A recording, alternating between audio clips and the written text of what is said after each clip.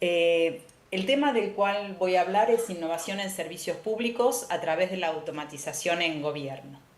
Brevemente, por el tiempo, voy a introducir algunos conceptos importantes, dar ejemplos de innovación a partir de automatización y, por último, sacar brevemente algunas conclusiones. Con respecto a los conceptos, ¿qué significa innovar? Bueno, viene del latín innovatio, de renovación, e innovare, hacer nuevo, y en realidad la palabra misma combina dos cosas. Por un lado el in, de ir hacia adentro, y por el otro lado el nuevo, de algo que es realmente que no ha tenido lugar previamente. Y significa innovación, cambiar, renovar, transformar algo existente, pero no necesariamente es producir algo nuevo como instrumento, sino a lo mejor es un instrumento que ya Mira, existe, pero que en el área de también aplicación es novedoso, se lo puedo aplica por poner primera vez. al David. ¿Sí? La innovación, y pido disculpas porque no estaba mi video, ahora lo acabo de conectar.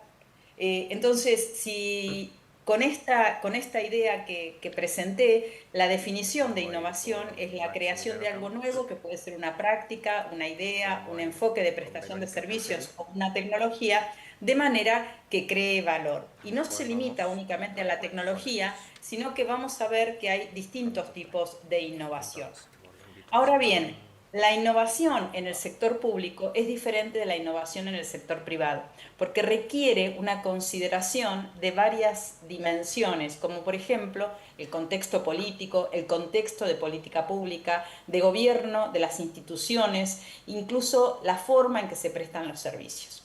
Hay una tipología que categoriza los distintos tipos de innovación. No voy a entrar en detalles, pero por ejemplo podemos hablar de innovación en servicios, que sería una nueva forma, un nuevo servicio o una mejora significativa a un servicio existente. Vimos, por ejemplo, en los principios del uso de la tecnología en el sector público, la facilidad, por ejemplo, de sacar turnos en línea. Y este tipo de innovación es válida tanto en el sector público como en el sector privado. También podemos hablar de innovación en la entrega de servicios, que sería un nuevo enfoque o modificación para la prestación de uno o varios servicios, como por ejemplo la entrega de servicios de los certificados de antecedentes penales, que antes requería varios pasos presenciales y hoy actualmente es totalmente en línea. La innovación organizacional, donde se habla de cambios de estructuras en las instituciones, en las organizaciones, y de rutinas o de prácticas en los procesos de negocio, como por ejemplo en otros países, en Portugal y en otros países de Europa, se han implementado el concepto de tiendas de ciudadano, que son lugares donde varios organismos de instituciones públicas se reúnen con un horario de atención extendido para prestar los distintos servicios que cada agencia o que cada dependencia presta. Esto facilita que en lugar de ir a distintos lugares o saber a qué edificio se debe dirigir la persona ciudadana, bueno, tenga un solo punto presencial en donde todas las instituciones públicas prestan sus servicios. Y eso obviamente cambia y es innovador desde el punto de vista organizacional. También tenemos innovación en la parte conceptual, donde se desarrollan nuevas formas de pensamiento que desafían los supuestos que fundamentan los productos, los servicios y los procesos. Como por ejemplo el autoservicio. Antes era impensado que en el sector público la persona se autogestionara sus trámites y hoy es una práctica que tiene lugar y que es una forma de innovación. Todos los ejemplos que di se aplican al sector público y privado. Por supuesto que hay innovaciones, por ejemplo, en la definición o en los procesos de definición de políticas públicas que introducen nuevas formas de consulta ciudadana que afectan la toma de decisiones en el diseño de las políticas públicas y que esto se aplica únicamente a gobierno o al sector público.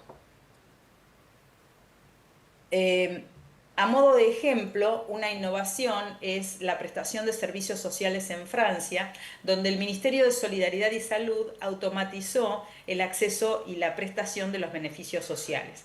Lo que hizo este ministerio es ofrecer un único canal de comunicación en línea entre todas las organizaciones de protección social y los asegurados, y lo que hace es, a través de esta ventanilla única, de este portal único, pide que la persona ingrese su número de seguro social a fin de identificar a la persona. Con la identificación y con todos los datos de la persona, le pregunta en cuál de las 6 áreas que ofrecen servicios está solicitando ayuda. Si es por enfermedad, si es por un tema de familia, de jubilación, de empleo, de solidaridad o de vivienda.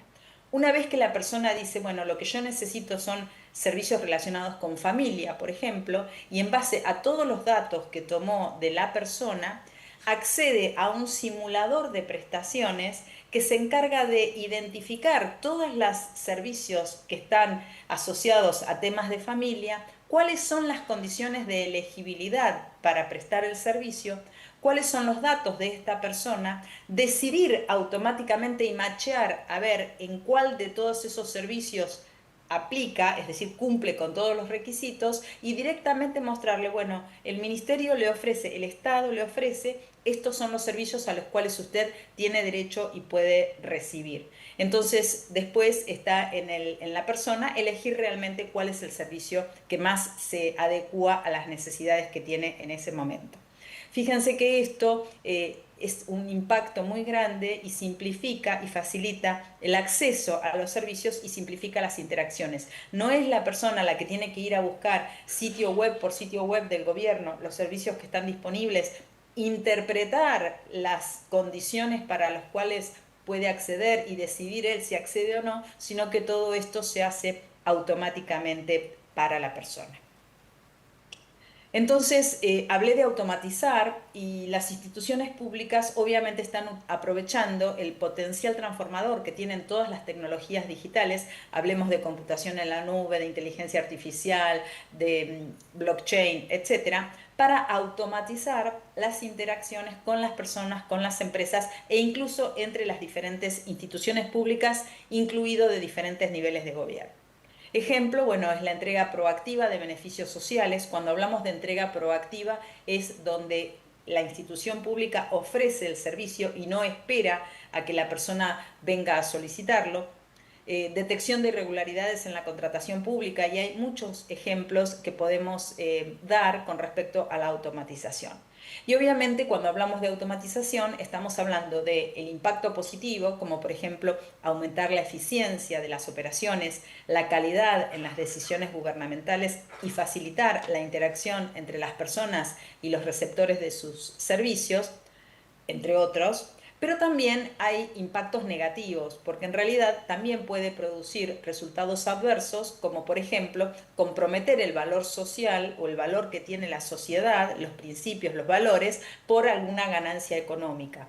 O también, por ejemplo, juzgar mal a las personas porque no se tienen los datos suficientes y aplicar algún sesgo en el tema de la toma de decisiones para la entrega de servicios públicos, y en ese caso tener que compensar por los errores o los defectos del algoritmo.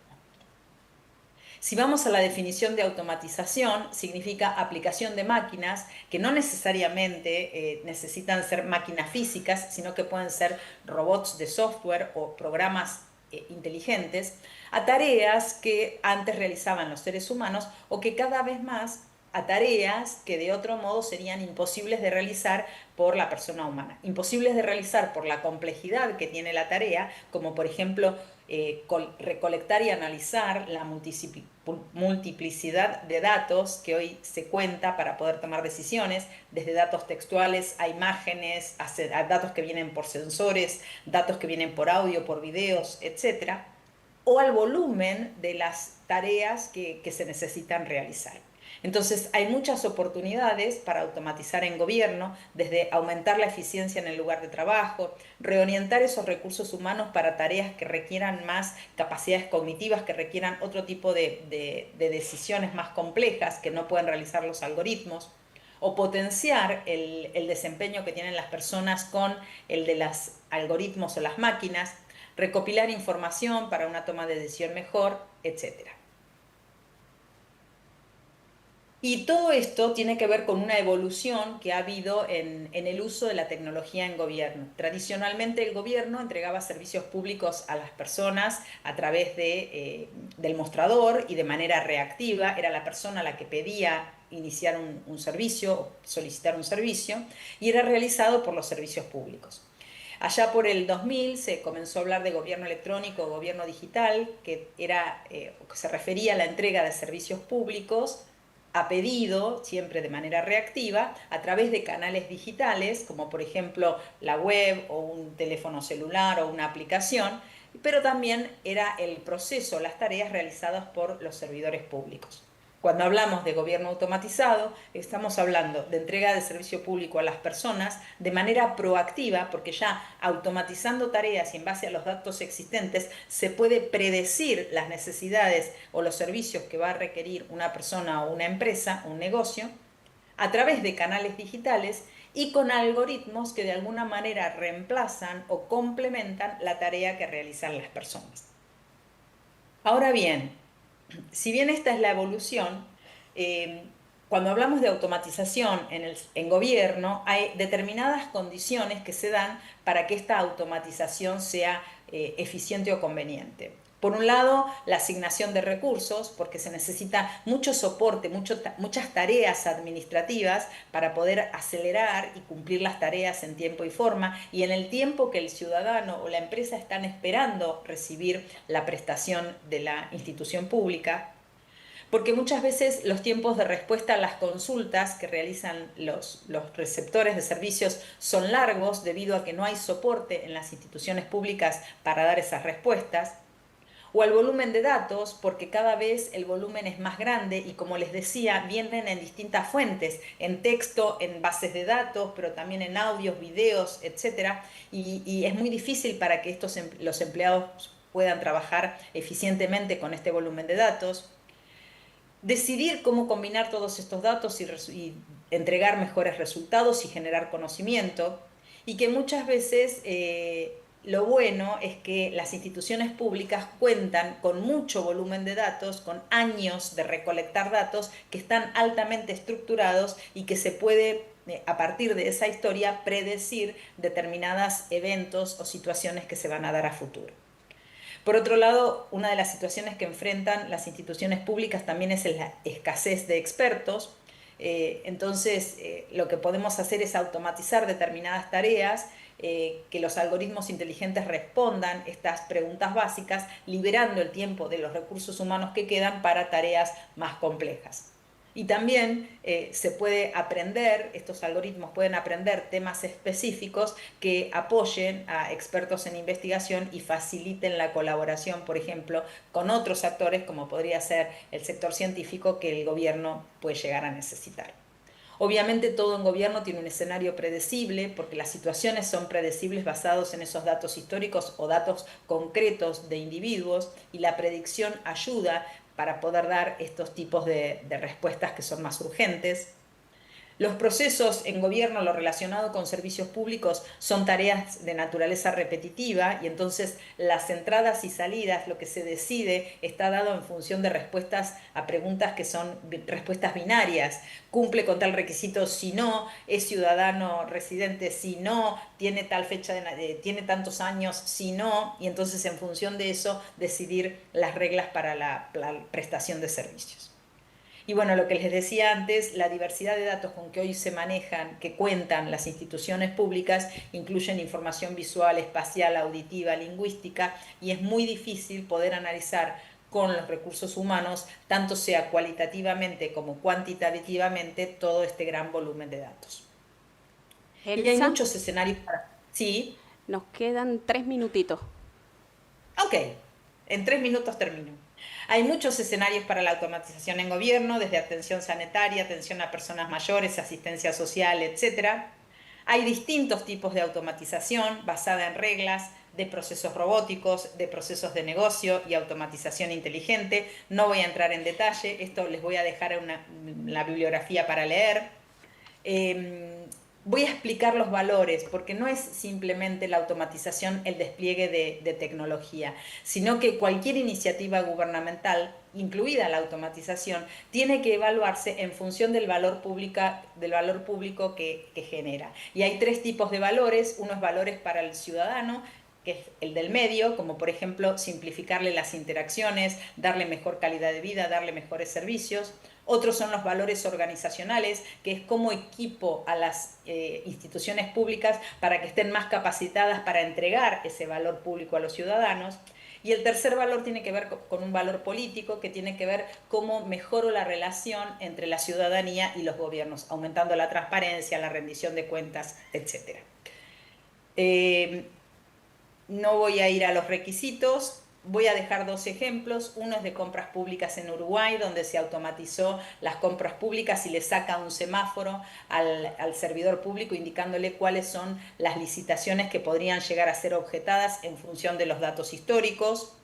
El otro es el subsidio al transporte escolar en España, donde automáticamente lo único que se le pide al individuo es que se identifique solicitando el servicio, y en función de integrar datos sabe los menores de edad que tiene a cargo, dónde viven los menores, a qué escuela van los menores, si le corresponde o no el subsidio, y automáticamente, si cumple con todos los requisitos, genera el subsidio, le hace la transferencia a la cuenta bancaria y no se necesita ingresar un solo dato, salvo la identificación del mayor responsable por los menores. Concluyo. La automatización trae enormes beneficios para las instituciones públicas, obviamente también para el sector privado. En el caso del gobierno, para la misión pública que tienen, pero enfrenta múltiples desafíos, desde tecnológicos, organizacionales, legales y culturales. Incluso si la automatización se hace con éxito, puede tener resultados adversos, y existen actualmente muchas iniciativas en el mundo que se pueden tomar como buenas prácticas y ser inspiradoras para implementar este tipo de esfuerzos.